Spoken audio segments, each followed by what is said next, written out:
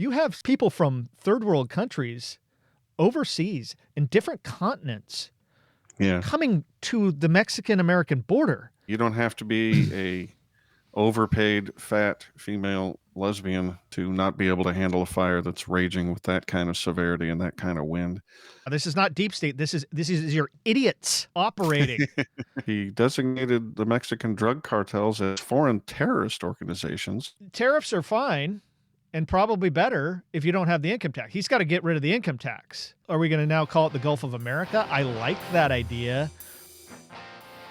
Welcome to the Natural Order Podcast with your hosts, Brian O'Leary and Adam Haman. Natural Order Podcast. It is, once again, with I'm Brian O'Leary, and with me as always, Adam Haman. You can find me at, well, at the bottom of the screen there if you're watching on video, BrianDO'Leary.com, and Brian D. O'Leary at the X Twitter. Still having trouble calling it X, but anyway. Adam, we can find you at what, Haman Nature, where your cigarette boat is burning up the seas. Yes, I'm moving very fast and getting nowhere. Great to see you again and hear you, Brian. You can find my Haman Nature, my new podcast, on YouTube at Haman Nature, and also my Substack, hamannature.substack.com, or just hamannature.com. And it's been a while, Brian, but Yeah. we live in monumentous times. I figure we got to talk about what's going on. Yeah, and I think the Ohio State victory over Notre Dame was par for the course, right? But no, really, that same day, we had Donald Trump back taking the White House again. And I know that you talked about this on your show recently with Bob Murphy about the inauguration, but we have... You didn't touch on it all, and we have a bunch of things that we could talk about today that we're not going to touch at all. So I think we should just hop right into it. And yeah, I think so too. I mean, ever since the inauguration, well, first of all, I never thought he was going to make it. You know, I always assumed that the powerful deep state interests would have done something to corral him, but he did make it. And I'm wondering, Brian, what do you think? What do you think this all means for the country? I mean, are we winning? Is this what winning looks like? Or do you think he's just co-opted? Or am I hallucinating and there is no deep state? It's better than what it has been. I mean, would have been, yeah. The last 4 years, and would have been. Jeez Louise. What a nightmare. Last 4 years have been pretty awful. Obama's third term, essentially, run by a decrepit old man, theoretically. And then they tried to sick really 8 more years of that nonsense on us, and thankfully enough Americans said no. So whether you got Donald Trump's in there now, he's not a perfect man by any means, but he's a serious guy. And I think that the people he has been running against, they're not serious people for the most part. Kamala Harris, not a serious woman. She just wanted to be president for whatever reason and whatever. So one of the topics we had chosen to discuss is birthright citizenship. And I don't know where you want to go with this, but people like Kamala Harris really would not be even eligible to run for president, let alone vice president. You have to be eligible to run for president. If there were ever standards for what citizenship means in the United States, I think historically each state was able to say what you're the citizen of the state, but at a certain point, probably Civil War, it became more of a national thing. So it's always been vague on who's a citizen and who's not. And it's always been assumed that if you're born here, you get citizenship papers. And I don't know that that's ever what was intended, but it's just what's happened and nobody's done anything to stop it. Well, apparently Donald Trump now has with one of his, what you call it, 200 executive orders or something. 200 executive orders. There were so many. Yeah, and when I saw that one, I'm like, can you do that? I thought that was a constitutional issue. I So don't I think it looked into is. it, and I was sort of amazed. There are a couple. I guess his plan is there are a couple clauses in that amendment, 14th, about birthright citizenship that can be disputed. I mean, it was created, as you say, after the Civil War in order to make it perfectly plain that the former slaves who were born here were, in fact, citizens rather than Right. some other argument that might have been made. And then I looked into it a little more because I'm an American. I just assumed every country had birthright citizenship, but that's not true. Very few. It's massively a new world phenomenon. Yeah. I don't know whether that has anything to do with colonialism or anything like that, but a lot of countries in North and South America and the associated island chains, and then bizarrely Pakistan did it in the 50s. But yeah, Europe and the rest of the world, it's just not a thing. You are presumed to be the citizenship of your parents, or one of your parents at least, anywhere you happen to be born. But this Latin phrase meaning, on the soil, as far as getting birthright citizenship for being born on this American soil, that's just kind of weird. And I don't know if this is going to pass, Supreme Court challenge or however it's going to be challenged or adjudicated, but it's interesting. It doesn't I don't matter. see. Lay down the hammer. That's where we're at. It's laying down the hammer. I mean, yeah, it is interesting, but on the other hand, what is a citizen? Like Right.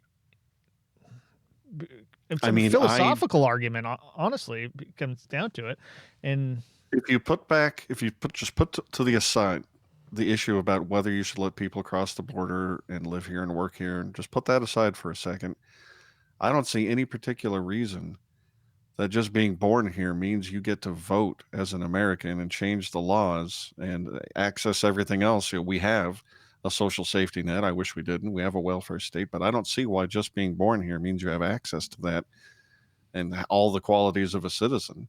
There's no real reason for that. And when I discovered that, Europe doesn't have that, I'm like, oh, well, that makes sense. I was drawing a parallel to this last night. I was doing some work, and it's not completely fleshed out, but since we're here, we'll talk about it. It's been this way essentially forever in America or American soil. And when first you had the quartering acts, in the British colonial system, colonies, the local administration of the colonies were required to, at a certain point after the French and Indian Wars, and particularly after the Boston Tea Party and stuff, they were required to foot the bill to house and feed soldiers. So what they do, they just pass the buck on to the local citizens, or the local subjects, I guess you'd call them, colonists, whatever they were. And so you'd have some redcoat in your house, or a couple of them, eating your food, sleeping in your kid's bed. And today, although it's not that way, we're told by our governmental betters and societal betters that you better let these people in because they deserve it. Well, it's the same thing the British government was doing to our citizens, or our colonists back in the day. We don't want them. We can't afford them. It's not my job to house somebody from another family that I have no relation to. That is just not, it's not even part of the equation. So when you force that on me, I get pissed. And so now we're seeing Americans, in many ways, they're finally standing up to something because they was just forced down their throats forever. And Americans are generally a docile crowd. They're not the the guys throwing tea off the Boston Harbor. That's not who we are anymore. But maybe it takes a guy like Trump to show us that. Or for the populace to wake up and sort of recognize what's going on. You made an interesting point. When you allow all these people in to get taken care of from the tax rolls, it's sort of disconnected from your you're not inconvenienced. How interesting would it be if the Yeah. government just shipped these people in and dropped them off in your driveway and say, well, you're going to house little Maria and What's what Ellie on well, here. what they did to Springfield, Ohio, and all these other small Right. towns, trying What- to bolster their, whatever they're trying to do, bolster their Democratic voter rolls or whatever. It's a patronage Yeah. system of some sort. And I want to get back to that in a second, but how illustrative was it? The left-leaning people who just want open borders, and all you border towns in Texas and all you border states, you just deal with it. Well, look how quickly the worm turned when whoever it was it DeSantis? He bust a bunch of illegals and put them up in Martha's I Vineyard think he and just flew him up dropped them there. off. Flew him up. You can't bust him in there. You fly him in there. Fly them in there, yeah. Well, immediately they literally called the National Guard and sorted that out. Mm-hmm. So, and interestingly, see how even a Democratic mayor like Eric Adams in New York starts to understand what the problem is here when these immigrants start showing up and abusing New York's social services. Mm-hmm. It's a problem. And I am not really all about the government deciding who should come and go, but it clearly the balance has been tipped in the wrong direction far enough that I don't even care. The government has to stop allowing this Mm-hmm. in some fashion. Sanity has to. Yeah, and has to I'm a be man of the restored. West. I've lived in the West most of my life, and I, it used to be an issue with Mexican immigration, Yeah. and it was, whatever, whether illegal or legal, there were a lot of Mexican immigrants out west and other places in the country too, but really it's a function of the West. But now you have people from third world countries overseas in different continents Yeah. coming to the Mexican-American border.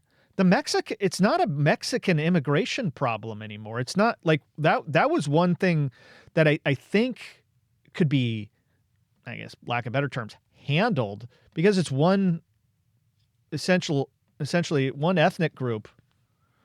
And then there's connections and everything. So it wasn't, And also, it was organic. It was What's organic. happening now is not organic. It's forced by Yeah. whatever countries or whatever NGOs are literally flying. Talk about flying these people in planes. They're flying them over to Mexico and letting them do whatever, walk to whatever border station they can and try and get in. Well, why is it the Americans' problem? Really? Well, yeah. Well, thankfully, apparently that's going to be stopped. He issued a couple more executive orders reversing that catch and release thing and requiring that these people who are pretending or actually seeking asylum, they have to stay in Mexico and let that be before that's adjudicated, rather than just letting them in and issuing them a court date. And it's not fair to a year or two Mexico later. either to have all these people that they don't know who they are hanging around their borders, because Mexico exactly. was way stronger on the Guatemalan border than America's ever been on the Mexican border until maybe now. So, Yeah. Mexico has to deal with all this stuff. So that's another thing that we need, or Trump needs to do, is have some sort of system where it's like we have to figure out who all these people are, where they're going, what to do with them. Maybe we send them to Greenland. I don't know. Or to run the locks in the Panama Canal. Sure. Let me just, since I am an anarchist and a libertarian, let me plant my flag in the ground. What I want as far as immigration is there to be no government-funded social safety net that anybody can come and just announce themselves an entitlement to. I don't really want the government deciding who comes and who goes. What I want is everybody who does come to be able to pay their own way and to be invited somewhere, either as a tenant or an owner of a house or an employee of a company or something. And I think we get stronger as a country when we have more people. In fact, natural birthright citizenship or birthplace, the replacement birth rate is we're not making it in America. No. We're losing people. We need more, and we get richer when people come here and want to if we buy need more, in. but yeah. Well, I think we get richer when people come here who actually want to buy into our system and pursue the American dream, we all benefit. It's just pure basic economics. The problem comes in when we have people coming here from Somalia who want to infest our political structure and change the laws and make this not America anymore. Yeah. But when people want to come here and be American, I am all about it. I think that only makes us stronger. The only thing that gets in the way is when you get people on the margins who want to come here and just sponge off the largesse of the government. That's what makes this relationship odious and poisonous. Yeah, and I don't have a problem really if we have like sponsored workers or whatever. Yeah. But that's not Yeah. this H1 No, it isn't. B visa thing. That is a corrupt political game for certain ethnicities, and particularly the Indian. It's managed, which means it's corruptible. Yeah. Well, my solution to this problem, had I been in charge, which I'm not, but it would be 100% tax on all wages for these people. So if you really want them, you can pay the 100% tax of their wage, and that then supports the rest of the Americans who work. And but that's not going to happen. No, that isn't either. I would be more inclined to support something like was it Rothbard, or maybe it was Hans Hermann Hoppe, some sort of a. People still get mind you, the people still get paid. Say they get paid $100,000, their tax is $100,000 too. It's a tariff, yeah. The tariff on, but yeah, I get it. I would just be happy with people that are sponsored. Somebody actually comes and sponsors them, puts up a bond or some collateral, so that if these people engage in some crime or start sponging off the system, there's somebody who signed off on it and who's responsible for that. You get much less immigration, and it's not a pure free market solution, but at least you wouldn't get this huge negative externality that we're getting right now from this immigration problem. Mm-hmm. And I don't know what it was. It was horrible under Biden. It would have been worse under Kamala, and I do believe it's going to get better under Trump. Yeah, and let's be fair too. There are political refugees and asylum seekers mixed in with that. Of course, and there's no doubt about that. Wherever they're coming from, and I feel bad for them. However, the Naxalt, I think it's called the Naxalt fallacy, where not all X acts like this. Right. Well, there's a big hump in the graph. Most of them do act like this, and then when we're talking about the actual asylum seekers, actual political refugees, those are on the edges. Most of the people are coming to take advantage of the thing. And I see this also, not that I don't know if Trump can do anything about this, but he can throw his weight around. But it's happening in Ireland too. You have African Muslims are invading the country, and the local Irish people are pissed off, and they can't do anything about it because it's the same mentality of their government or government workers, bureaucrats, really probably, that are letting them in and funding these dormitories and in the small, like ancient Irish towns. And it's like, well, where do the Irish people, where do they go? We might have to. Why do we have to pay for this?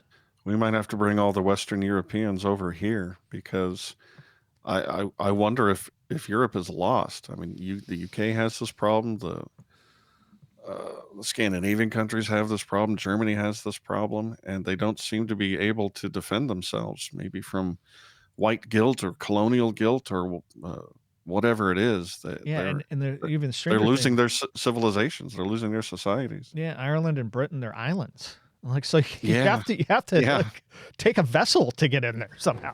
Like, it's not that you're just walking across the border like in Tijuana. You have a natural moat. You should be able to solve this. Yeah. Anyway, let's move on a little bit. It was funny to see Elon Musk, having such a big day, and what he's got going on with Doge. But then the next morning, you see that Tesla stock has gone down, and I thought that was hilarious. And mostly that has to do with Trump's executive orders reversing the Biden EV mandates. Okay. And And I don't to think the I don't extent think that Elon's too pissed about it though. no, he's not. I mean, it's just kind of ironic, but yeah, he's Trump is undoing all the restrictions on drilling, which is good. We need much more energy. We need it much cheaper. The throttles being put by the left and the Biden administration on energy were just criminal, Mm-hmm. and I am all about it. I hope we. I think there's a place in our economy for electric vehicles. I think that's a cool technology, and there are Yeah. use cases I can see, but not now, not everywhere, not yet, and not mandated. And thank heavens that at least on a national level, that's going to be repealed. And I have to assume that there will be downstream effects to that on the states.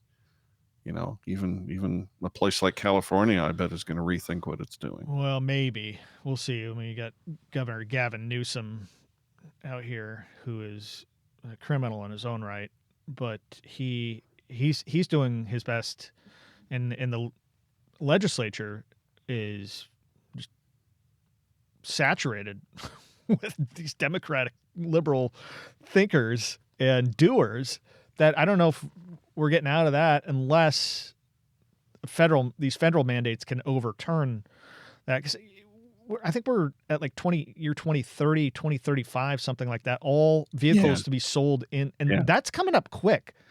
I Um, know. But all look, there's EVs. a white pill here. The white pill is that I'm cautiously optimistic that you're going to see a red wave in California too. Hmm. I mean, Californians have been propagandized to be just reflexively democratic and left leaning for a long time. And the woke thing, the identitarian thing, that did not help. The Yeah. Trump derangement syndrome didn't help. But I think COVID woke a lot of people, even in California, up to the nonsense. And when obvious incompetence is making Los Angeles burn Right. uncontrollably, and a time when the LA mayor is in Ghana while it happens, because who cares? And Gavin Newsom, as half of his state is on fire, is proudly announcing that he and the legislature figured out a way to put aside $54 million to quote Trump-proof California, because all their Trump derangement syndrome is taxing, crippling, destroying, and burning their state. And I have to assume that people are going to wake up. If they don't Yeah. just flee California, they're going to change the leadership structure. Yeah. And I mean, I didn't expect to go here, but the Palisades fire, there's some friends who lost their home in the Yep. fire, and they've lived there for 10 years or What so. was their fire insurance situation? I don't know, but probably nothing, I'm guessing, because from all the people that I've heard talk about it, is that there was a blanket just pulling the rug out from underneath people who lived in a lot of these areas for fire insurance in California. Like 6 months ago, Yeah, at least State Farm was one of them. I know State Farm and Allstate and maybe a couple other home insurers won't write new insurance for new home sales or new construction or anything in California and several other states, just because of you never know how much it's going to cost, because all these like it grows and grows because of the incompetence you're talking about. But anyway, I looked into this a little bit, yeah. and the relevant law. I'm sure there's a nest of tangled regulations, but the relevant one passed in 1988 by referendum. 51% passed this law that instituted this horrible Department of Insurance that made the rate caps that the insurance companies are struggling under. And it made a department where, in order for you to raise your premiums that you were legally allowed to charge, you had to come to the commission and beg for permission. Mm-hmm. And there was a citizens or a consumers advocacy group that's part of the process that can come in and say, these actuarials are all wet. They don't need to raise their rates. And that would be taken into account, and then the department would pass an edict. Well, they limped along like that for several decades. And part of that process also was the insurance companies weren't allowed to look to the future to guess about how much maybe Inflation and inflation, growth cost and of replacement, yeah. increased, like let's say climate change is real, or maybe you can see that California isn't managing their wildlands efficiently. So you project forward that there's going to be more fires, they're going to be more costly. by law, you're not allowed to consider the future when making an application to increase your premiums. Mm-hmm. So, as you said, like 6 months ago, Allstate and State Farm pulled out, stopped renewing new policies in areas that they figured would be a problem. But then it gets even weirder and more awful. They were starting to pull out of, or announcing that they're going to pull out of California altogether. Well, why would you do that? I mean, sure, don't offer policies to people in areas that you think are uninsurable, or if you're not allowed to charge premiums that make sense. Why would you leave the state entirely? Oh, well, see, the thing that people are replacing their regular insurance with, this FAIR plan, Yeah. this California mandated by law FAIR plan, that's not funded by taxpayer dollars. First of all, the rates are very, very high and you're not getting complete coverage. Mm-hmm. But it's funded by any remaining insurance company that still is doing business in the state. That's why they're leaving the state. Right. And so they're taking more of a hit if they Yeah. stay in.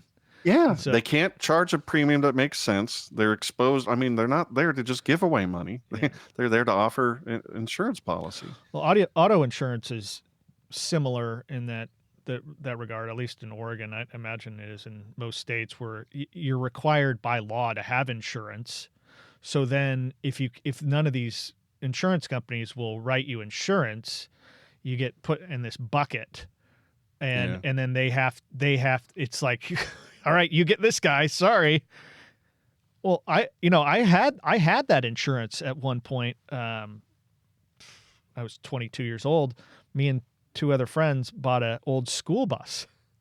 So can you imagine insuring a 36 foot long 1986 school bus to three 22-year-old guys? Yeah, that's a problem. Like, how do you do that? Like, what are the risks? There were literally seats for 4 people in the whole thing. It was completely stripped out. We wanted to make an RV out of it.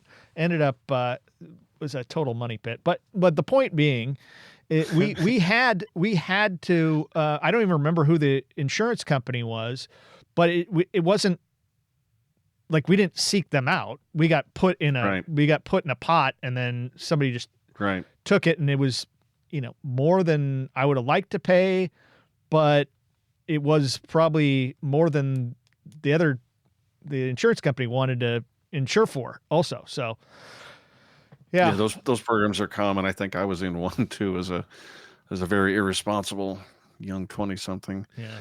The other piece of this insurance thing is insurance companies, especially for fire, commonly use something called reinsurance, just to make sure that they are not on the on the hook, to diversify their risk, for the cases just such as this. That's how Berkshire Hathaway makes a lot of their money. For sure.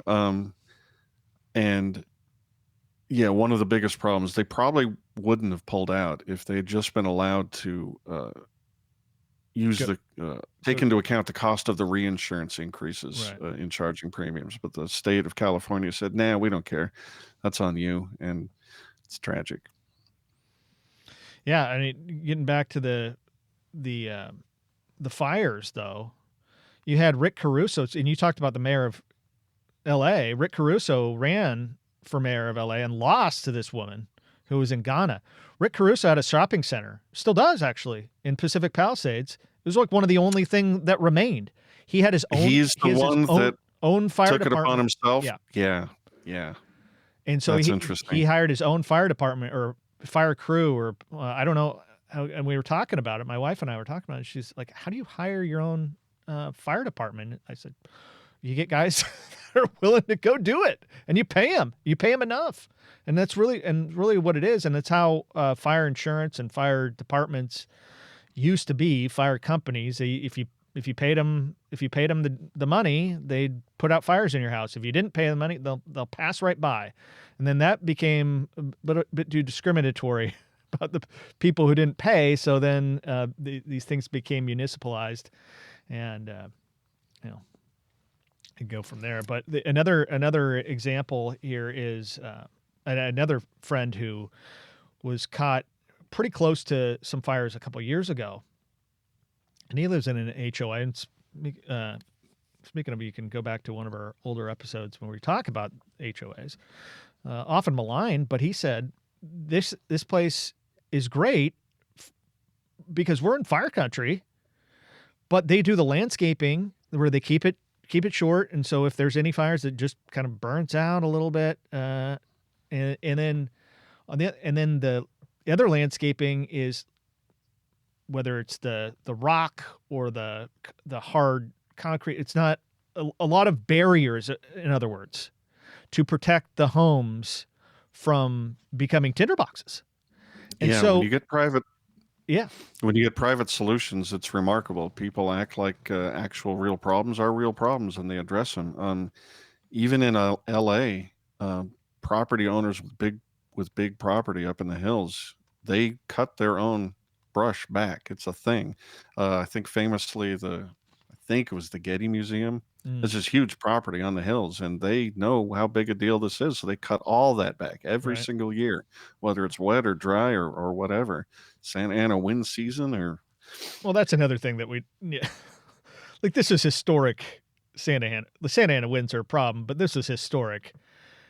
oh yeah, 80, 100 mile, the hurricane, close to yeah, hurricane. this was a massive problem. But anything over 40 or 50 plus fire, as they learned in Maui, we're double that. Massive problem. Yeah. And yeah, you don't have to be a overpaid fat female lesbian to not be able to handle a fire that's raging with that kind of severity and that kind of wind. There was a DEI problem here, obviously, but it wasn't. Anyway, and then that's one of Trump's executive orders. He's going to eliminate that. That's right. Although not federally, it's federally. gone. Yeah, federally, it's gone in every single jot and tittle, every interaction with the federal government. There are two sexes. That is how we decide things, and it's the large gamete versus the small gamete. It's not how you feel about it. It's biological, and I am thrilled to death to finally get some sanity on this issue.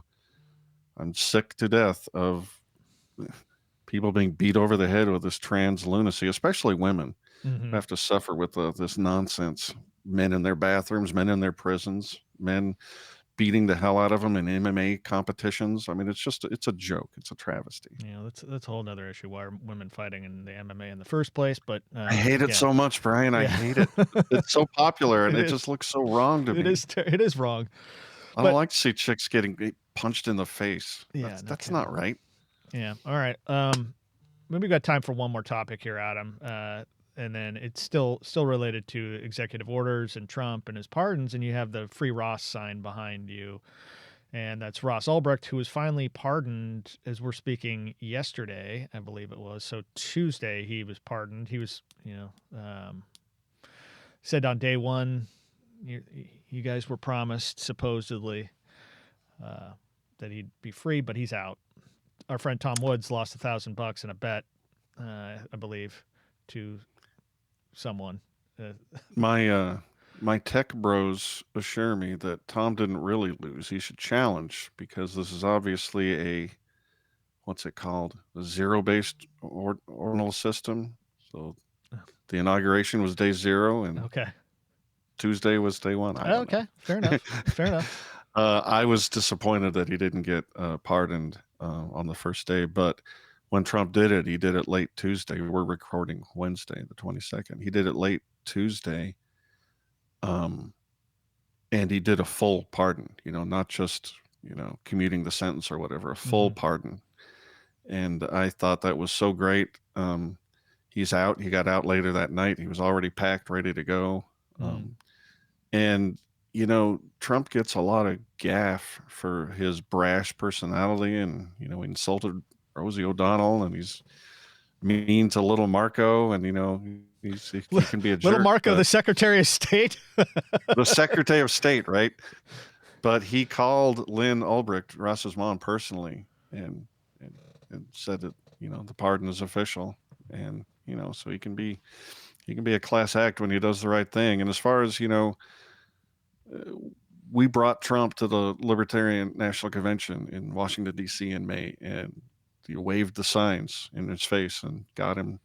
Actually, it was Angela McArdle, our chair, that got him to to say he was going to do it, and to his credit, he followed through. And so I think it's great. And I don't know how much time you want to spend on this, Brian, but people always say, "What's the big deal about this one guy getting him out of prison?" But Ross Ulbricht is you know, he's not a libertarian hero exactly, but what happened to him was just so demonstrative of what's so wrong with the state. Mm-hmm. All this guy did is create a website where people could use Bitcoin to buy and sell illegal things, Or legal. and when people, sure, or legal. In fact, they did. I think there was I think baked goods or something got sold, bought and sold too, which maybe was in violation of the FDI. I don't know. But when people bitch and moan about him, they say that you could buy and sell sex services and human trafficking, and didn't he hire a hitman or something, and all these lies. None of this has any veracity to it whatsoever. Mm-hmm. He had a policy on Silk Road that you could buy and sell anything you want as long as it wasn't violent. And, as long as there was no fraud. It was the only couple of restrictions. And the government went after him like he was a serial killer. Mm-hmm. And I believe that it was because they were a little embarrassed that it took them over a year and a half to catch him, because it's a brand new world and the dark web is a thing. And Yeah, but I they think there's a place for it and there's not a place for it. I you know I on the legality part, I'm on the government side to some degree, but on the other hand, the fact that they couldn't catch him, they were embarrassed, so then they threw everything at him. 2 life terms plus 40 years, I think was the yeah, two, two like back-to-back life sentences plus 40 years for running a I think website. 11, 12 years, whatever he's been in, is more than enough for what like any alleged crime, and He was they cooked the books on him for he his clearly crimes. was he clearly was being prosecuted extraneously or overzealously and unfairly, because he was writing little blog articles like he was a Rothbardian, Mm, talking about how the government is mostly in the way and inept and corrupt and we don't really need it. And if I ever tell you the story about how Vegas used to be, Brian, you used to be able to sort of use casino chips as as currency. currency, yeah, yeah. You could literally walk out of the Stardust and go down to Denny's and pay for your meal in Stardust checks or whatever, and get Mm-hmm. change back in American dollars. You could go into other casinos and bet with other casinos checks, and then Mm-hmm. they would do at the end of the week or the month some sort of a pooling system to clear all the checks out. And not everybody did this, obviously, but locals did. I did. It just wasn't a problem. But in the early 90s, the Treasury Department rolled the tanks here and said, you will not allow this anymore. Mm-hmm. It was starting to look like, the primacy of the US fiat dollar was coming into question. I mean, not really, because casino checks are denominated in dollars, but even that, even Right. the appearance that you don't need the US dollar, they rolled the tanks for that. And so I think what they were really freaked out about when it came to the Silk Road and this Ross Ulbricht issue is the fact that people were using Bitcoin. Maybe it was just for drugs or for fake IDs or whatever they were selling on that site. But the fact that you were just bypassing the dollar, I think that's one of the biggest reasons they were so upset about it. Perhaps, I don't know. I think that the reality is that, like you said earlier, they were embarrassed, and so when you're embarrassed, like fight back harder or more cowardly, and that's, I think, what happens. Yeah, I don't know that the people are bright enough. The people you're talking about, I don't honestly know that they're bright enough to say, like, oh, what would happen if we lost the U.S. dollar hegemony. I just don't think that's a calculation that some of these people make. I don't think they're smart enough to even figure that out, and I don't think that anybody on high is telling them that we have to do this. But yes, I mean, the theory is possible, but I think the reality of the folks on the ground doing these things in defense of the fiat dollar is, there's just no way. These people are just too dumb and incompetent. Yeah, maybe. And so that's the problem I have with the theory of the deep state. No, it's either there is a deep state that is nefarious, but you can't have these same operators running the deep state. That just doesn't work. There's no, it just doesn't mix.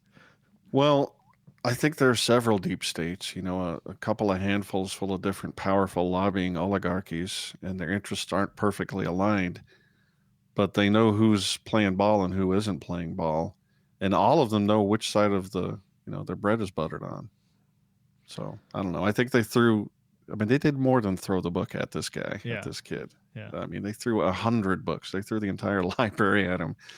And Trump says this. 3 cheers for Trump for letting him go. Yeah, and it was in the ether, I think, before he left last time, that Ulbricht would get a pardon, but I don't know that he knew enough about it or trusted the right people to give him the right information. But he said in his pardoning, I think his statement or right after, he said the scum that worked to convict him were some of the same lunatics who were involved in the modern day weaponization of government against me. He was given 2 life sentences plus 40 years. Ridiculous. Ridiculous. It is. As we were leading up to the Libertarian Convention and Angela was going back with him, back and forth talking about this, he said that he signed the paperwork to free Ross Ulbricht on the way out, but he gave it to Bill Barr or something, and he slow walked it or something. I don't know how much to put in that claim. Maybe he's just blowing smoke because who cares? Could be. He says he wanted to, and he signed the papers, and they just didn't follow through, and then he was out. But that's just a rumor, but it's interesting. Yeah. He also, in these executive orders, revoked the security clearance of the, quote, 51 intelligence agents. Was John Bolton one of them? I don't think he was one of them, no. He got Clapper and... Oh, okay. John Bolton got all his the people security detail revoked. And he has... No kidding. Yeah. And he has a price on his head from the Iranian government, I think. And so he was tweeting about it, of course, John Bolton.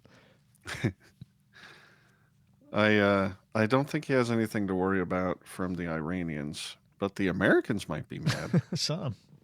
So the security detail, or the security, what were you saying about the 51?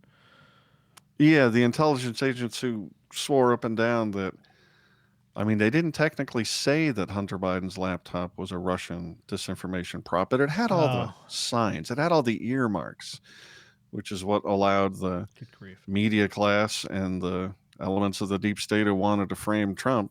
Yeah, this is what I'm talking about. This is not deep state. This is your idiots operating.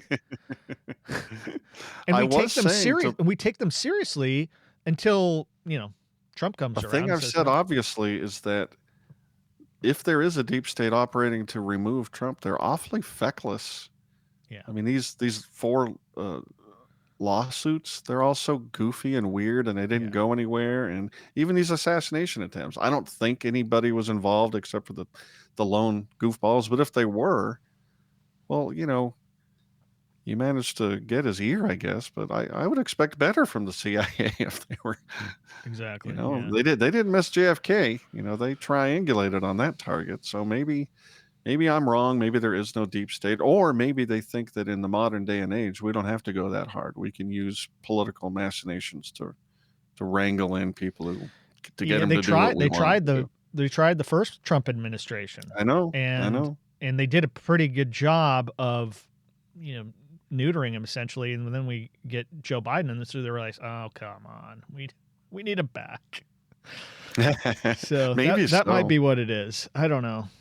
I am very curious to see how he follows through on ending, forget Gaza for the moment because there's complications, but I'm curious to know how he can end the Ukraine-Russia thing,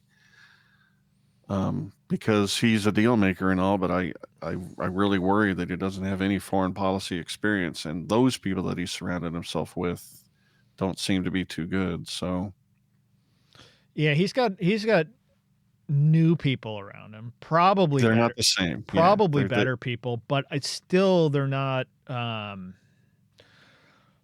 a lot of them aren't the folks that I would like in there. But let's be honest, they're better than the folks in the past. J.D. Vance is a much better guy than the empty suit. Oh Mike yeah. Pence, Oh yeah. you know, but you go down the line and you probably have a win with every one of these people, but it's still and you win over any Biden Harris nominee in any one of those spots too. But maybe we can't ask for too much. Maybe we're getting too greedy with Well, here's one you'll be Donald. pleased about. One of the executive orders. He designated the Mexican drug cartels as foreign terrorist organizations. Yeah. Which I assume means that he can unleash the berets on them. Writs of Writs of mark and reprisal. I'm not thrilled about that one, but we'll see. One big thing before we go, I'm so interested in what this Trump presidency is going to bring. I'm cautiously optimistic that it's going to have some libertarian threads running through it. Obviously not all. He's a big tariff guy, and I'm not. Well, hang on. Let's talk about the tariffs for a moment. He's talked about tariffs, about bringing in tariffs in and how great they are, and he went so far as renaming the Mount McKinley once again because McKinley was a big tariff guy. Now, tariffs are fine and probably better if you don't have the income tax. He's got to get rid of the income tax. And then he said in his inauguration speech that he's going to have the ERS, the External Revenue Service, picking up all these tariffs. Now, if he says, all right, we're going to do the tariffs, but we're also going to have income tax, that's a non-starter for me, and that's going to be a real problem. But if he does do the tariffs, he's got to eliminate the income tax, personal, corporate, whatever. And that's fine. Back in the days of McKinley or before McKinley, a decade before, we're running 30-40% tariffs on pretty much all goods. And then that became a problem in the Chester A. Arthur and Grover Cleveland administration called the Mongrel Tariff Act, which I'm going to get into later in my newsletter probably this week or next, at briandO'Leary.com. We talk about how, that got so crazy about the tariffs and what's taxed and what's not. This is a problem with tariffs. It's like what's taxed and what's not, is that the Supreme Court in Nix versus Hedden declared that tomatoes forever will be a vegetable, even though they're a fruit because of when you eat them. But anyway, I maybe hijacked your thread because I want to get that off my chest. Continue. You don't like the tariffs because you're libertarian. Well, yes, I don't like managed trade. I don't like tax trade. It'll be used to put your thumb on the scale because all political power is. But that's what we have that's what we have with the income tax now. I'm aware, and if we could swap one out for the other, I would take that, and then I would lobby to lower government spending and therefore lower the tariffs. But we're adults. We're men, are we not, of the world? People need to be told what to do. Really. But what is going to happen is we're going to end up with the IRS and tariffs. I'm afraid of that. I'm afraid of that. Nothing ever gets repealed. That is so just not going to happen. As strong as I am on the tariff, I think if you can't have both. Well, he did. He pulled us up. I'm very curious about what's going to happen with this 4 years because he pulled us out of the World Health Organization. Great. He pulled us out of the Paris Climate Accords. Great. Those were dumb. And the WHO obviously is not working for us. We shouldn't have anything to do with that. And I'm very curious. I hope things go well. I hope he does sensible things and that things get better because Trump's gone in 4 years now. Mm-hmm. And I hope that the populist energy that swept him into office again doesn't get co-opted by something nefarious. I hope that the economic collapse that I think we've been, toying with for the last several decades, I hope it doesn't happen during Trump's term because anything he did will get, we're not smart. We don't analyze things correctly. Yeah. So even if Biden shoveled all the dirt out from underneath the ledge and then it collapsed under Trump's term, they won't blame Biden, they'll blame Trump. So I hope things go well. I hope that energy goes into the political discourse and makes us more libertarian and less statist. I hope that's reflected in the midterms. And come 2028, I hope that a sensible libertarian leaning president takes over for Trump and Oh, I gets don't. another 8 years. Not me. I want. I think we're good with DeSantis. We're good with Vance. We just get Well, depending on how Vance laying the groundwork, and maybe Vance is okay. I don't think DeSantis would be, but maybe Vance would be okay. Yeah, we'll see. Did you watch any of the pomp and circumstance? I watched the inaugural address, most of it, and we were on another call when most of this stuff was going on, and I turned it on. I had it on, and I listened to the speech, and the speech was pretty good. I mean, it wasn't one of these flowery inaugural addresses, and he wasn't as off the cuff as he probably could, because I think he had the speech written for him, but there were some powerful points in there, and we've addressed a few of them here today, but and some of the stuff was just red meat. Like, I don't like the Mount McKinley thing. My sister lives in Alaska. They call it Denali. Everybody in Alaska pretty much calls it Denali or Denali, whatever the heck you want to call it. I don't really care. I knew it as Mount McKinley growing up. In Denali National Park, whatever. I never even noticed when they switched it. Like, it was in the Obama administration, because I went to Alaska and visited, and I'm like, "You gonna go check out Denali? You gonna go check out Denali?" I'm like, "What's that?" Yeah, I'm looking around for Mount McKinley. Yeah. Well, anyway, yeah. So, yeah, for other, 99% of Americans, they probably still notice Mount McKinley. But when these cities and government change the names of things to honor so and so or some usually it's dumb, and it costs a bunch of money just for the stationery alone is a huge cost. And anyway, so are we going to now call it the Gulf of America? I like that idea, but on the other hand, look, what about all my maps? Am I just going to take my Sharpie and cut out say not Mexico, it's now America? And I got my kids love maps. I love maps. We got them all over the house and globes and stuff. And there's enough problems with all these countries changing from when I grew up to what's going on now. Now having to rename all the things. I don't know. Why wasn't it Gulf of America in the first place? Was, I guess, the problem. Yeah, I don't know. I think it was probably sort of it's a colonialist mentality.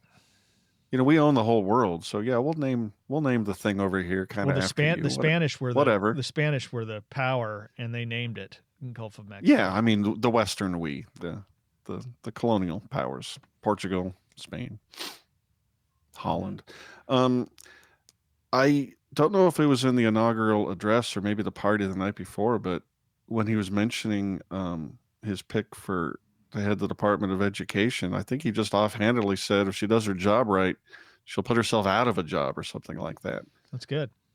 I would love to see that horrible agent of jingoistic propaganda just be demolished. We don't need Department of Education. He promised to get rid of that, I thought. And so I don't know if he's slow playing or what.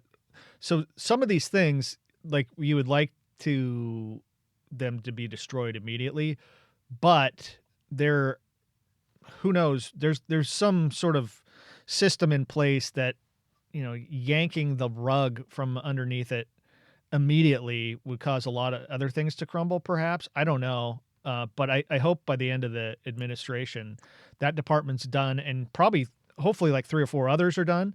Granted, you don't have these people, the cabinet level people, they don't have jobs anymore. Fine. Reduce the size of the cabinet. I don't care. Yeah, that's great. We don't need it. Yeah. There's going to be some trauma, but that's good. We need to shake the box. The whole rotten edifice needs to go. And even in a healthy system, there's such a thing as creative destruction. Mm-hmm. it was tragic when the horse and buggy companies all of a sudden couldn't compete. But that's good. If you're a government operator and you got put out of business because we got rid of your department that was destroying the country, well, good. Go use your advanced degrees and skills in the marketplace for good. All right. But it's been good, Adam. I think if you want to go to, or for my stuff anyway, go to briandleary.com. You can also go to naturalorderpodcast.com where you can see the archive of the episodes here. We have some good ones. Yeah. And and again, for my stuff, go to hamannature.substack.com. Subscribe. I write a newsletter or an article 3 or 4 days a week. And also my show is it's called Haman Nature. It's a YouTube show with video, but you also can get it on any podcatcher that exists. All right. For Adam Haman, Brian O'Leary signing off. See you guys. Bye-bye. For more, go to naturalorderpodcast.com. And for Adam Haman's material, you'll find that at hamannature.com. For Brian O'Leary, go to briandoleary.com. Sign up on the front page for daily emails. Thanks again.